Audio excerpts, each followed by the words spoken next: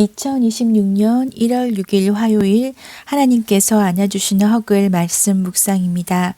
사랑하는 허글 묵상 가족 여러분, 여러분 생일이나 성탄절이 되면은요, 카톡으로 선물을 많이 받죠. 너무 많이 받았을 때는 무슨 리스트가 왔는지도 모를 때가 있지 않나요? 자, 오늘 말씀에서도 우리가 받은 선물을 알아야 한다고 얘기하고 있습니다. 오늘 함께 볼 말씀은요, 히브리서 2장 3절 4절입니다. 우리가 이같이 큰 구원을 등한히 여기면 어찌 그 보응을 피하리요. 이 구원은 처음에 주로 말씀하신 바요 들은 자들이 우리에게 확증한 바니 하나님도 표적들과 기사들과 여러 가지 능력과 및 자기의 뜻을 따라 성령이 나누어 주신 것으로서 그들과 함께 증언하셨느니라. 아멘. 자, 구원을 등한히 여긴다라고 하는 것은 구원이 중요하지 않은 것처럼 살아간다라는 뜻이겠죠. 무엇을 보면 구원을 등한히 여긴다고 생각할 수 있겠습니까? 주님의 말씀을 등한히 여길 때 그렇지 않을까요?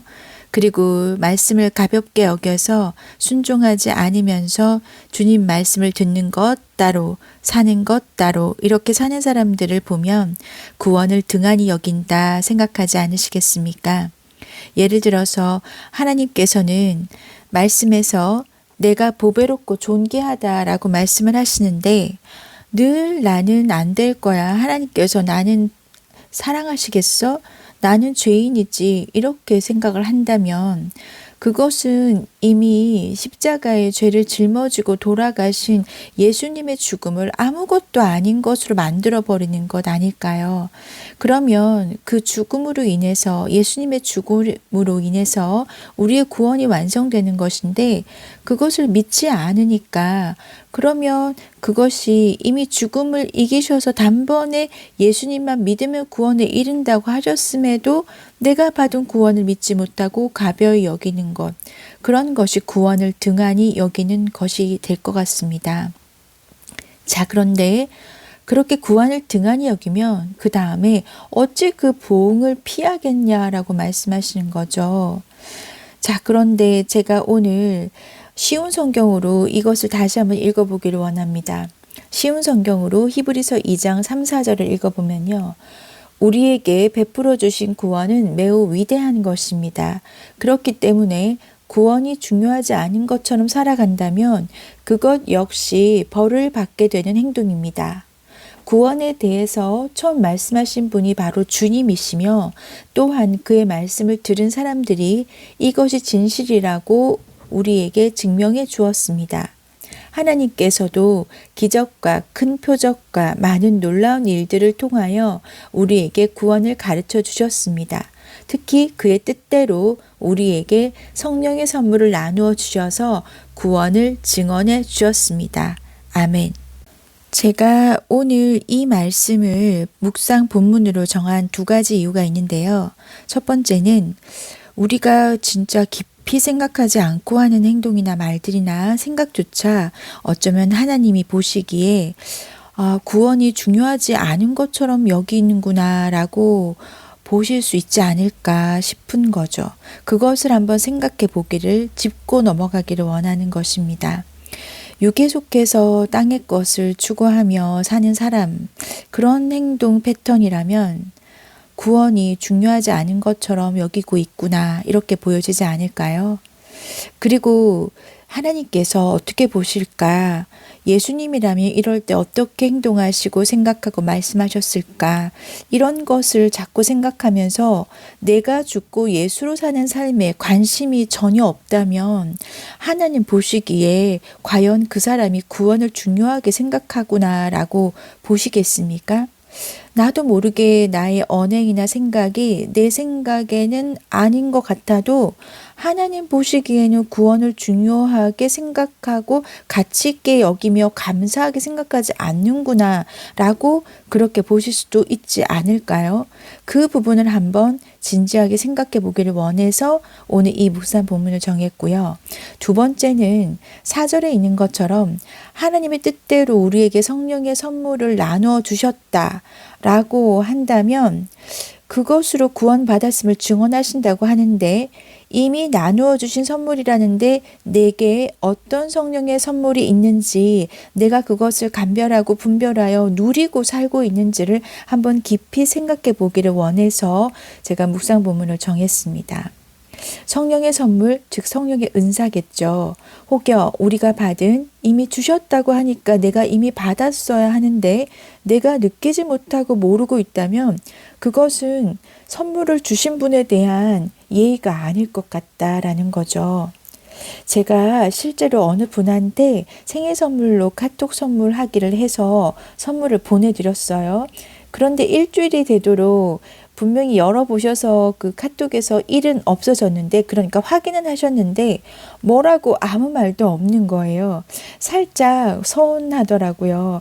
왜냐하면 그게 금액이 적은 금액도 아니었고 제 딴에는 크게 마음먹고 보내드렸는데 아무 말도 없으신 거예요. 선물을 주신 분에 대한 예의가 있는 반응이라면 먼저 감사를 말로 표현할 수 있어야 될 것 같고요. 그리고 반응을 보여야 하지 않겠습니까?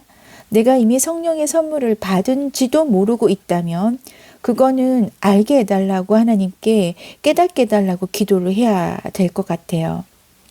그런데 우리는 성령의 선물, 즉 은사라고 하면요, 보통 방언이나 통변이나 지식과 지혜의 말씀의 은사나 병고침이나 능력 행함이나 예언이나 영분별 같은 대단한 좀 권능이 있어야 되는 그런 선물만 성령의 은사라고 생각하기도 합니다. 물론 그것이 성령의 은사가 맞죠. 고린도전서 12장에 보면.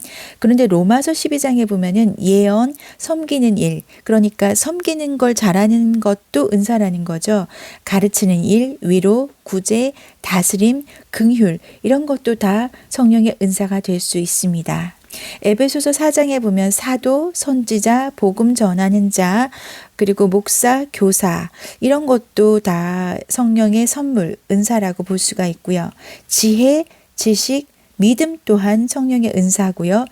그리고 서로 돕는 거나 행정적인 일을 잘하는 것, 복음을 전하는 일, 그리고 독신, 혼자 사는 것도 성령의 은사라고 볼 수 있고, 순교, 그리고 대접하는 일, 선교사님, 그리고 중보기도 하는 것, 귀신 쫓는 것, 이런 것도 다 성령의 은사입니다.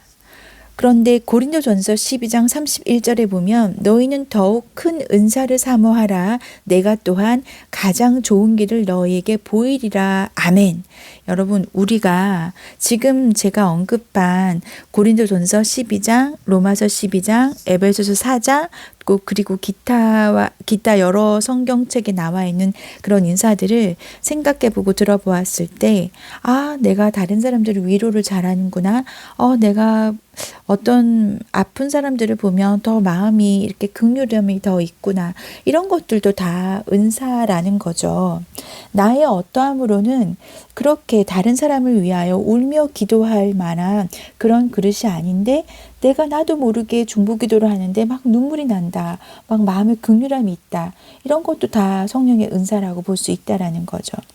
여러분, 우리가 하나님께서 이미 주신 성령의 선물 무엇인지 알아봐야 할 것 같습니다. 그래야 감사하지 않을까요? 그리고 내가 무엇을 가졌는지를 알아야 더 큰 은사를 사모하지 않겠습니까? 그렇게 사모할 때 하나님께서 가장 좋은 길을 우리에게 보여주신다고 약속하셨으니까 오늘 여러분, 내가 받은 성령의 선물이 무엇인지를 알아보고 그리고 생각해보며 더 큰 은사를 사모할 수 있으면 참 좋겠습니다. 함께 기도하겠습니다. 하느님 아버지, 우리의 말과 행동과 생각이 하나님께서 주신 구원을 등한히 여기는 것으로 비춰지지 않도록, 하나님께서 그렇게 보지 않으시도록 우리의 말과 행동과 생각을 다시 한번 점검해 볼 수 있기를 간절히 바라고 원합니다. 그래서 성령을 선물로 주신 하나님, 구원을 우리에게 주신 하나님께 우리가 감사를 먼저 아릴 수 있게 하시고, 그리고 우리가 받은 것이 무엇인지를 알아야 받지 못하는 것을 또 사모하며 하나님께 그렇게 구하지 않겠습니까? 하나님, 우리가 이미 받은 바를 감사하며 여기어 하나님께 감사기도 올릴 수 있도록 주님 도와주시옵소서. 하나님께서 우리의 기도를 들어주실 줄 믿고 예수 그리스도 이름으로 간절히 기도드립니다. 아멘. 아멘 하신 허글 묵상가족 여러분, 오늘 우리가 이미 받은 성령의 선물 무엇인지 한번 생각해 보고 감사할 수 있으면 참 좋겠습니다. 오늘도 승리를 선포합니다.